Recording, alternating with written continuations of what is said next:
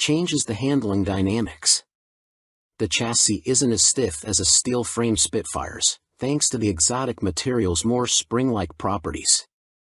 But the CCM is still pure, direct, and there's none of the mush you feel riding a built-down-to a production bike with heavy components, sound deadening and vibe protection. You sense every tarmac ripple through the suspension and every suck, squeeze, bang and blow from the piston through your body.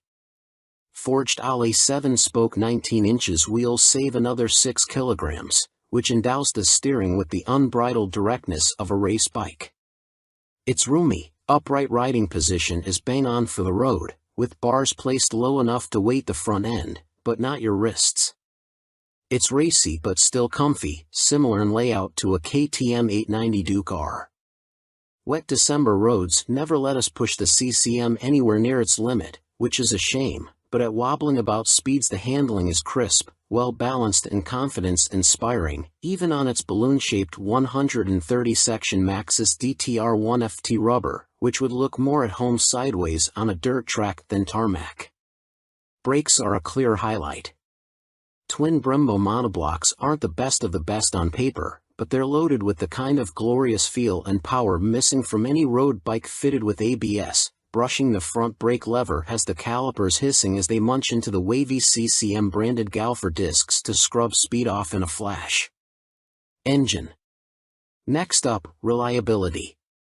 4 out of 5. April 5th.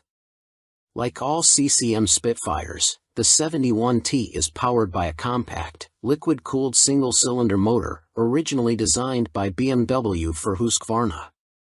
It makes a claimed 50 brake horsepower at the rear wheel, which is around 10% more than the standard Spitfire 6, thanks to revised mapping and an exquisite QR Racing titanium exhaust, free from heavy cats and sound-deadening Euro 5 shackles.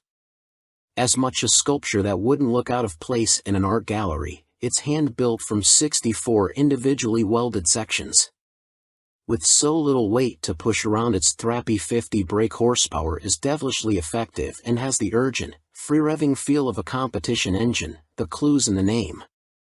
But despite the motor's hard edge and explosive soundtrack, it's perfectly fueled, predictable and easy to control, so need for electronic rider aids or modes, although an up/down quickshifter would be nice. It's a single and thrives on its meaty mid-range to thwack out of slow corners, but it'll also rev on to deliver a decent lick of speed, if you can handle the undamped, single-cylinder vibes that crescendo past 6,000 RPM. But that can be viewed as a good thing.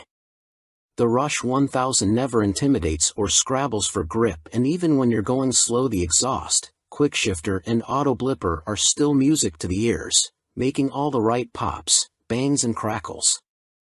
It only does 31 miles per gallon. Not that most owners will worry at such thirst.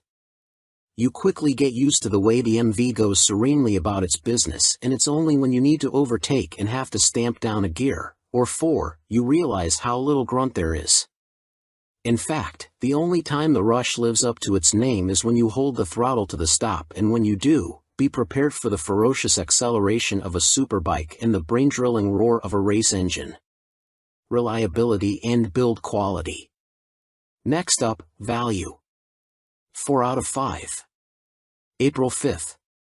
Build quality, fit, finish and attention to detail are everything you'd expect on a bike costing this much, and on our brand new test bike everything works perfectly. But what about long term? Well, MV Agusta have improved reliability since welcoming their new Russian owners, and with UK importer Crazy Horse now fully up and running, spares supply shouldn't be a problem. The whole MV range also comes with a 3-year warranty and 2 years roadside assistance. Value versus rivals. Next up, equipment. 3 out of 5. March 5th. Whichever way you slice it, the Rush 1000 is eye-wateringly expensive to buy and run. In terms of pure performance, it's no better than its super naked rivals and lacks their real-world grunt. But if you've got this amount to spend on a bike and don't want something run-of-the-mill or mass-produced, the MV will scratch your itch. Equipment. 5 out of 5. May 5th.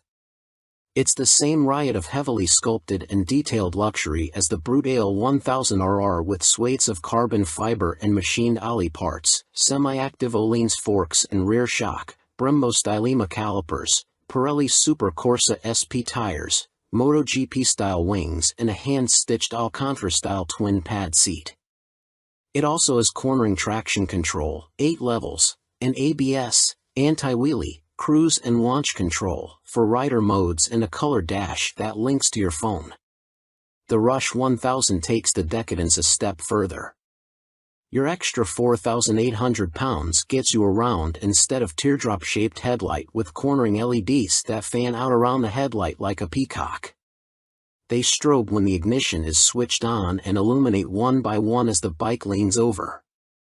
It also has a revised Super Veloce-like carbon tail section with a bottom of a beer can rear light and a satin gray paint job with red Batmobile flex.